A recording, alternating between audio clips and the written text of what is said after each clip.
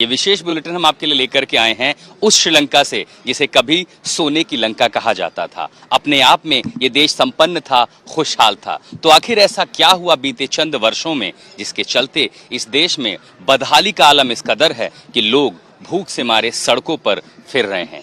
सरकार के खिलाफ आक्रोशित इस कदर हो गए कि सड़कों पर सिर्फ उतरे ही नहीं बल्कि ऐसी हिंसा हुई कि अब प्रदर्शनकारी राष्ट्रपति के भवन में, प्रधानमंत्री के घर में, राष्ट्रपति के दफ्तर में वहां तक पहुंच गए और कब्जा कर लिया। मैं जहां पर हूं आपको सबसे पहले तस्वीरें दिखाते हैं।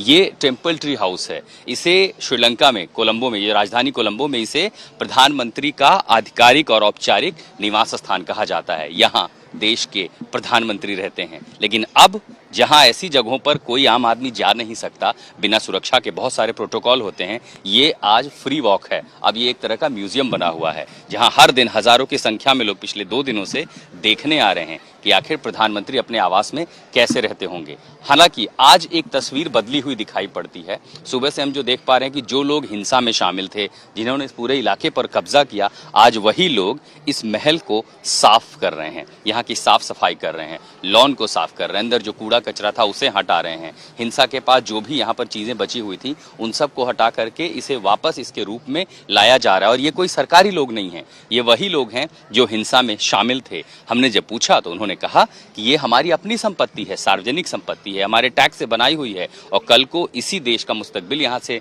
तय होगा। यहाँ के जो नए प्रधानमंत्री होंगे वो यहाँ रहेंगे। लेकिन ये जो बदलाव है वो उस आश्वासन से आया है जो राष्ट्रपति ने दिया, जिसकी जानकारी आज प्रधानमंत्री के औपचारिक अकाउंट से का दफ्तर से आई है कि राष्ट्रपति का इस्तीफा होगा। और वही एक वजह थी, वही एक मांग थी जिसके चलते हजारों लाखों की संख्या में इस 2.25 करोड़ की आबादी वाले देश में लोग सड़कों पर थे। पूरब से पश्चिम तक, उत्तर से दक्षिण तक लोग लगातार संघर्ष कर रहे थे। हमारे सहयोगी प्रमोद माधव वो इस समय राष्ट्रपति के निवास स्थान पर हैं, लेकिन उनसे हम बात करें, वहां की तस्वीरें आपको दिखाएं। सबसे पहले आपको एक रिपोर्ट दिखाते हैं कि आखिर पिछले 48 घंटों में श्रीलंका में ऐसा क्या हुआ। ये जो गुस्सा है ये अप्रैल महीने से चला आ रहा था लगातार। मैं आपको अंदर की भी तस्वीरें दिखाऊंगा, लेकिन ये समझना जरूरी है कि आखिर एक लोकतंत्र में, आपको याद हो ऐसी तस्वीरें हमने तब देखी हैं जब गद्दाफी की कुर्सी हिली, जब सद्दाम हुसैन को हटाया गया। लेकिन कभी लोकतंत्र में ऐसा हो सकता है क्या, ये सोचना समझना होगा। ये एक सवाल खड़ा करता है कि आखिर सरकार की वो कौन सी नीतियां थी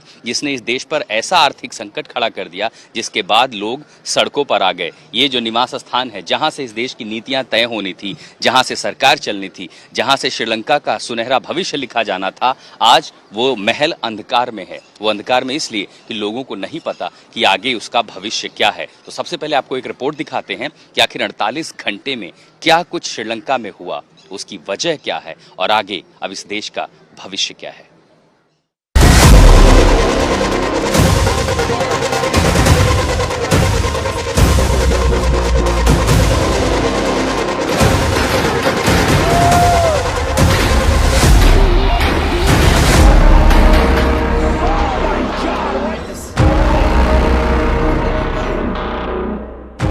कोलंबो में मचे सियासी घमासान के बीच आज तक ग्राउंड जीरो पर डटा हुआ है।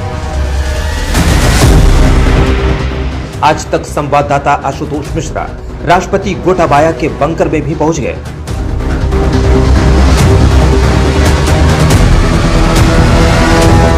का ये दरवाजा खुलता है, यहाँ पर दरअसल एक बंकर है। ये पूरा एक सेफ हाउस है और इसका निर्माण इसी वजह से किया जाता है कि आपात स्थिति में राष्ट्रपति को यहाँ से निकालना हो या उन्हें सुरक्षित ले जाना हो। तो जैसे आप आते हैं बंकर में, ये देखिए बाईं तरफ सबसे पहले तो यहाँ एक लिफ्ट है। इस लिफ्ट में, ये पहली मंजिल है, हम जहाँ ऊपर है, इसके नीचे जाने के लिए ग्राउंड फ्लोर है और इसमें एक साथ 3 लोग आ सकते हैं। जो मैं यहाँ देख पा रहा हूँ, मैं चाहूँगा कैमरा अंदर आए तो हम ये देख पाए। देखिए यहाँ पर लिखा हुआ है 3 लोगों की कैपेसिटी है, 200 किलो का भार ये लिफ्ट उठा सकती है। और जैसे आप इसमें जाते हैं, देखिए ये लिफ्ट है जो यहाँ से नीचे ले जाओ। कौन सोच सकता है कि एक अलमीरा से नीचे, और ये देखिए ये एक रास्ता ऊपर भी जाता है। माना जा रहा है कि राष्ट्रपति राजपक्षे ने देश से भागने के लिए इसी बंकर का इस्तेमाल किया होगा। यहाँ आते हैं लिफ्ट से इस कमरे में, तब आपको राष्ट्रपति आवास में ये गोपनीय कमरा दिखाई पड़ता है।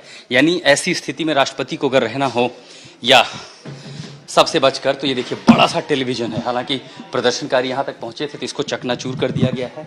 ये बड़ा सा बेडरूम है, ये टेबल है, यहाँ पर कुछ कुर्सियाँ रखी हुई हैं और साथ ही यहाँ पर एक बाथरूम भी है जिसमें एक बाथटब भी है, शावर भी है। काफी तोड़फोड़ यहाँ पर की गई है। मैं सिर्फ देख पा रहा हूँ कूड़ा कचरा, टेबल लैंप, ये सब कुछ तोड़ दिया गया। श्रीलंका की खूबसूरती और समृद्धि को न जाने किसकी नजर लग गई। मेज यहाँ पर रखे हुए थे, इन सब का बुरा हाल हो चुका है और इसी से पता चलता है कि तोड़फोड़ किस हद तक हुई होगी। देखिए काफ़ी सारी चीज़ें जो हैं वो, रोशनी बेहद काफ़ी कम है यहाँ पर। ये महंगे फर्नीचर, पता चलता है काफ़ी महंगे फर्नीचर हैं और ये सब टूट चुके हैं। अब ये देखिए जाने के लिए किनारों पर जो अमूमन जिसे प्रेसिडेंट पैलेस कहा जाता है, महल होता है, तो ये सारे दराज बने हुए थे। जो हिस्सा किनारे का होता है ताकि आप इनके सहारे चल के जा सकें, पकड़ के जा सकें, लेकिन ये सब कुछ, भीड़ इतनी ज़्यादा थी कि सब कुछ टूट गया। आर्थिक रूप से बदहाली झेल रहे श्रीलंका की ये तस्वीर हैरान करने वाली है। श्रीलंका की जनता का ये आक्रोश अपने राष्ट्रपति और प्रधानमंत्री के खिलाफ है। Yeah, I'm here because we have to explore what this is our tax money. So I'm here because we have to explore what kind of things they done for our tax money. That's actually what I'm here. I'm being part of a protest, protester. So this is the maximum. So politicians should understand the power of people, and this is the maximum of it. So hereafter, I think all the politicians, this is a great example for people's power. कभी सोने की लंका कहे जाने वाले देश में भूखमरी के हालात आ जाएंगे, ऐसा सपने में भी किसी ने नहीं सोचा था।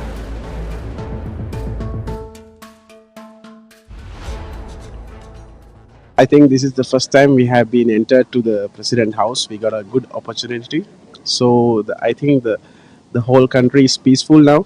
The corrupted will be finished.